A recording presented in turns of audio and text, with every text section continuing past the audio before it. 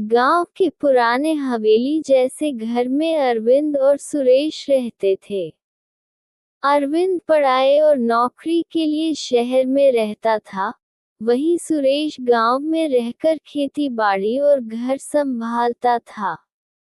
दोस्तों, अगर आपको हमारी कहानी पसंद आ रही हो तो हमारे चैनल को सब्सक्राइब जरूर करना और वीडियो को लाइक करना तो बिल्कुल मत भूलना और कमेंट में जरूर बताना कि आपको कैसी कहानी पसंद है। और दोस्तों, हाँ, ध्यान से एक और बात सुनिए कि यह जो भाग चल रहे हैं, इन भागों में अगला भाग सुनने के लिए हमारे चैनल सब्सक्राइब जरूर करना ताकि आपको अगला भाग सुनने में कोई परेशानी ना हो। धन्यवाद आपका। दोस्तों, सुरेश की शादी एक खूबसूरत और संस्कारी लड़की सीमा से हुई थी। सीमा अपने सौम्य स्वभाव और घर के कामों में लगन के कारण घर में सभी की पसंद बन गई थी। लेकिन सुरेश के बाहर जाने के बाद सीमा का दिन रात सिर्फ घर और खेत के कामों में बीतता और उसका मन खालीपन से भरा रहता। उसे किसी की जरूरत महसूस होने लगी, कोई ऐसा जो उसके दिल की बात समझ सके। इसी दौरान अरविंद छुट्टियों में घर आया। सीमा ने पहली बार अपने जेठ को इतने करीब से देखा। सुबह सुबह वह आंगन में झाड़ू लगा रही थी, सिर पर पल्लू और चेहरे पर हल्की मुस्कान। अरविंद ने हंसते हुए कहा, भाभी, आप तो पूरे घर की जान बन गई हैं। भाई को तो चिंता ही नहीं करनी पड़ेगी। सीमा ने मुस्कुराते हुए जवाब दिया, जेठ जी, घर तो औरत का होता है, इसे संभालना ही मेरा काम है। इस छोटे से संवाद ने दोनों के बीच एक सहज अपनापन पैदा कर दिया। धीरे धीरे अरविंद जब भी गांव आता, तो दोनों छत पर बैठकर बातें करते। कभी गांव की छोटी छोटी घटनाओं पर हंसी मजाक होती, तो कभी अरविंद शहर की कहानियां सुनाता।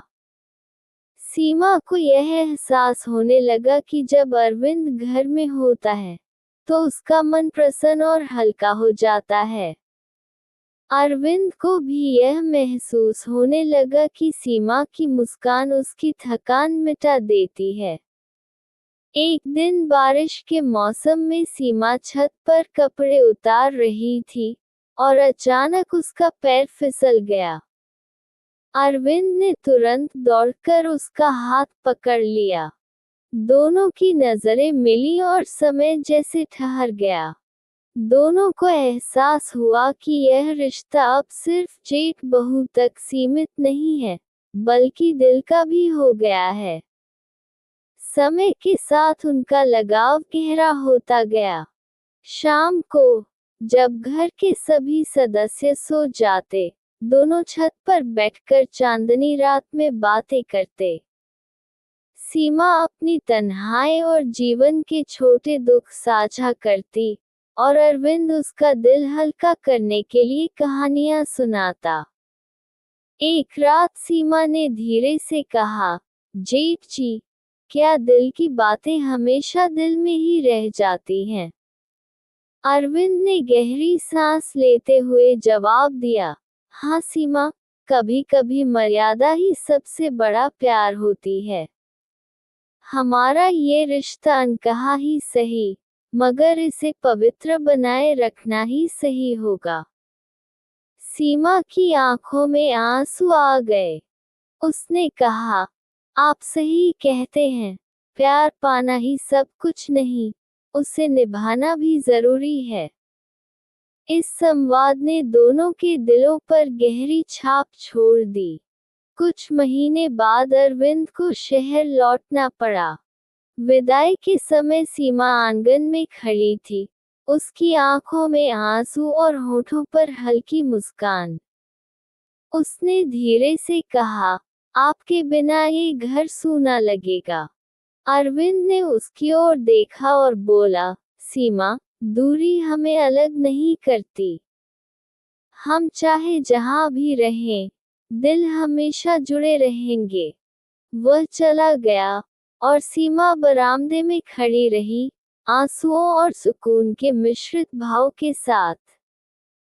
समय बीतता गया, पर दोनों का प्यार वही गहरा और पवित्र बना रहा।